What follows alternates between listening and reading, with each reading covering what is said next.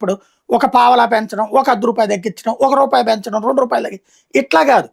అసలు జీఎస్టీ సిస్టంలో అన్ని వస్తువులకి దేశం మొత్తం ఒకటే రేటు. అంతే కదా! వెంటనే ఒకటే రేట్ అంటే అన్నీ ఒకటే రేటు ఉందంటారు. కాదు. ఒక వస్తువుకి ఇదివరకు ఆంధ్రాలో ఒక రేటు ఉంటే, తెలంగాణలో ఒక రేటు ఉంటది. వేరే చోట ఇంకో రేటు ఉంటది. బంగారం అయినా మీరు చూడండి, ఇదివరకటికి ఇప్పటికి సిస్టమ్ ఏంటి?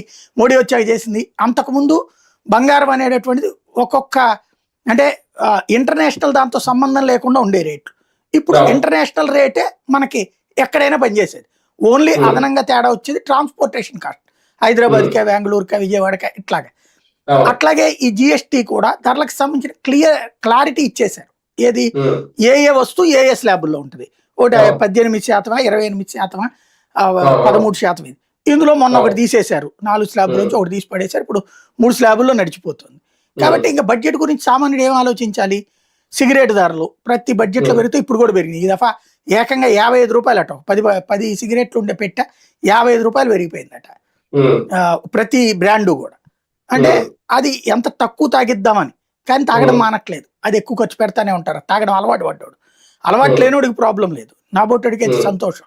కానీ అది వాడేవాడికి మాత్రం బాగా తెప్పలవుతాయి. అది తప్ప పెద్దగా ఇంకా లెక్క రాలేదు. ఇకపోతే మనం ఈ బడ్జెట్లో అబ్జర్వ్ చేయాల్సిన ప్రధానమైన అంశం ఏంటంటే అప్పు